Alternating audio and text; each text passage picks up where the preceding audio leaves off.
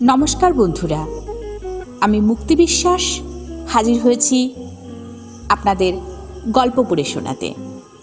আজ আমি আপনাদের শোনাব বিশিষ্ট প্রাবন্ধিক, স্বনামধন্য গল্পকার সম্মানিয়া গৌরী দে মহোদয়ার নিজের জীবনের একটি বাস্তব অভিজ্ঞতার গল্প। চলুন তাহলে শুরু করা যাক। গল্প গেরো, রচনায় গৌরী দে। আহা, এত জোরে হাঁটছো কেন? পড়ে যাবে যে। এমনিতেই শুকনো জায়গায় ধপধপ করে পড়ে যাও। এখন তো চোখে ড্রপ দেওয়া আছে, অর্ধেক দেখছো। আমার হাতটা ধরে আস্তে আস্তে এসো। চোখের ডাক্তারবাবুর কাছে এসেছিলেন দুটিতে চেক আপে। ষাটোর্ধ্ব জীবন সঙ্গিনীর প্রতি কি প্রেম! সচরাচর এরকমটি চোখে পড়ে না, দেখে মন জুড়িয়ে যায়। চারিদিকে দাম্পত্য কলহ দেখতে দেখতে যখন চোখে ছানি পড়ে গেল, এরকম দু এক পিস বৃদ্ধ বৃদ্ধার যুগল প্রেম দেখে মনটা আনন্দে লাফিয়ে ওঠে। আহা, যেন একে অপরের তরে ধরায় অবতীর্ণ হয়েছেন। ফিজিক্স কেমিস্ট্রি মিলে মিশে একেবারে একাকার। আমি গুটি গুটি পায়ে নাম রেজিস্ট্রেশন কাউন্টারে লাইন দিলাম। এখন এক নতুন কায়দা হয়েছে, ফোনে বুকিং করতে হবে, তারপর রেজিস্ট্রেশন করতে হবে। সোজাসুজি বলে দিলেই হয়ে যায়, ভিজিটটা আগে জমা দিন, তা নয় ঘুরিয়ে নাক দেখানো, রেজিস্ট্রেশন করুন। আমার মতো লেট লতিফ অলস কয়েকজন বাদে প্রায় সবার রেজিস্ট্রেশন হয়ে গেছিল। টাকা জমা দেওয়ার পরে পরবর্তী কোথায় ধর্ণা দিতে হবে অর্থাৎ রুম নম্বরের নির্দেশিকা আসলো। প্রত্যেকের জন্য ভিন্ন ভিন্ন ডাক্তার এবং রুমের সামনে গিয়ে অপেক্ষা করতে বলা হলো। 1, 2, 3, 4 করে গুনে গুনে নির্দিষ্ট রুমের সামনে বক্সে কাগজপত্র জমা দিয়ে একটি চেয়ার দখল করে হাত পা ছড়িয়ে বসে অপেক্ষা করছি। এমন সময় একটি অল্প বয়সী মেয়ে একে একে নাম ডাকা শুরু করলো।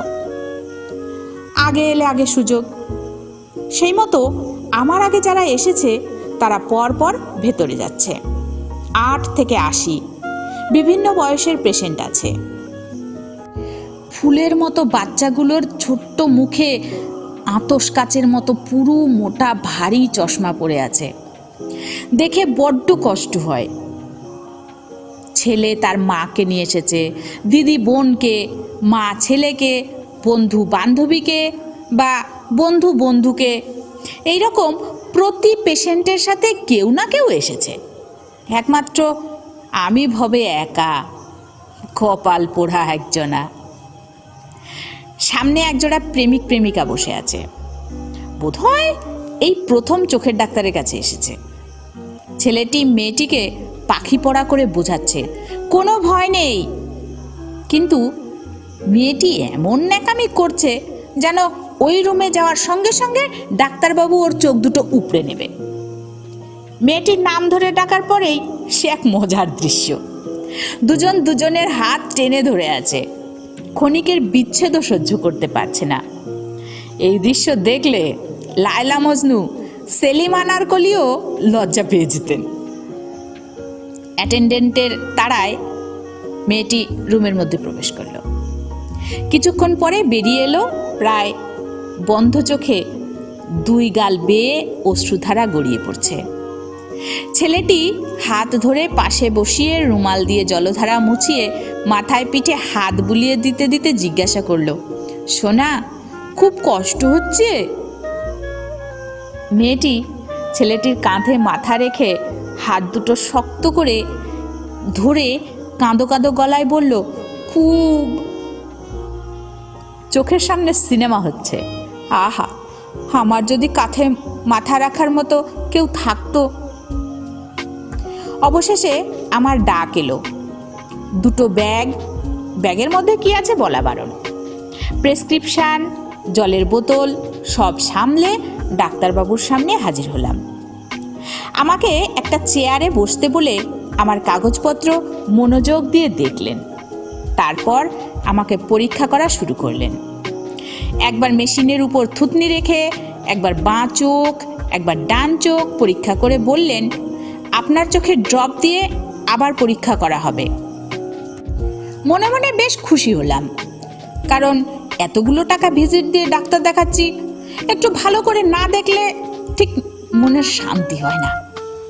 টুপটুপ করে দুফোঁটা ড্রপ চোখে দেওয়ার পর মাথা নাড়িয়ে চোখের পলক ঝাপটিয়ে তাওয়ায় যেভাবে গোলা রুটি করে, ঠিক সেইভাবে চোখের কোনায় কোনায় ঔষধ ছড়িয়ে গেল।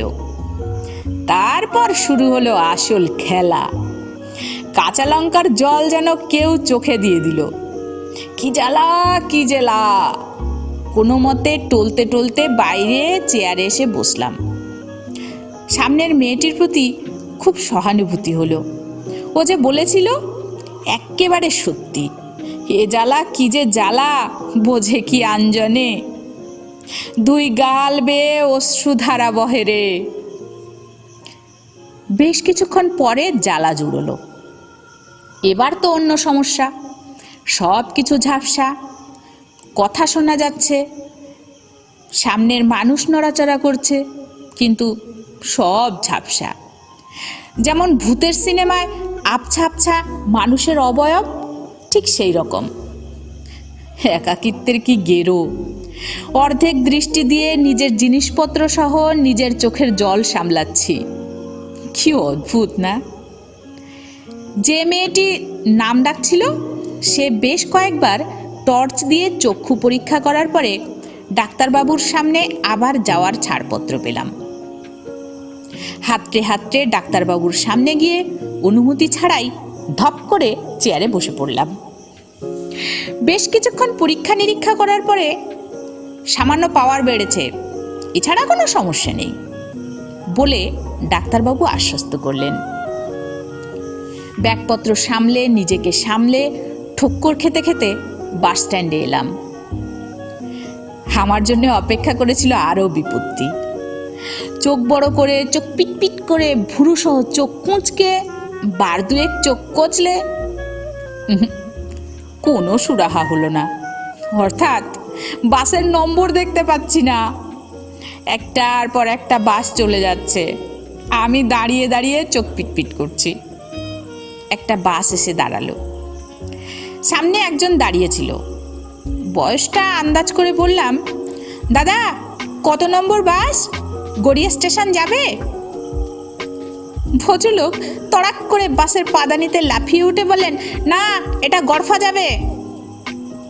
লোকটিকে নিয়ে বাসটি সাই করে চলে গেল।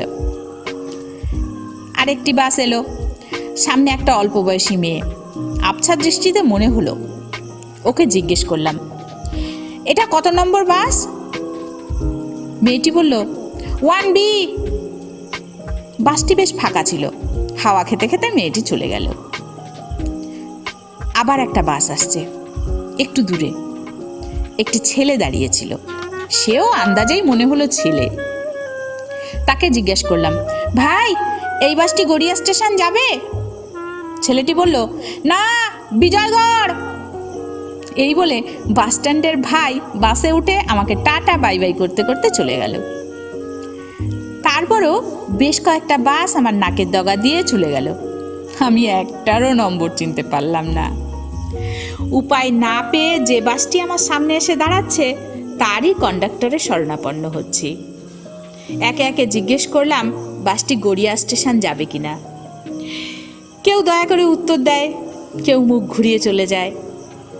অবশেষে আমার বাস এলো। সেদিনের মতো দুর্ভোগের অবসান ঘটিয়ে আমি বাসে চেপে বাড়িতে পৌঁছালাম। সাবধান, কেউ চোখের ডাক্তার দেখাতে গেলে অবশ্যই সঙ্গে কাউকে নিয়ে যাবেন। জোর করে হোক, বুঝিয়ে হোক, ইমোশনাল ব্ল্যাকমেল করে হোক, কিন্তু সঙ্গে নিয়ে যাবেন। আর যদি আমার মতো একা যাওয়ার দুঃসাহস করেন তাহলে তো বুঝতেই পারছেন।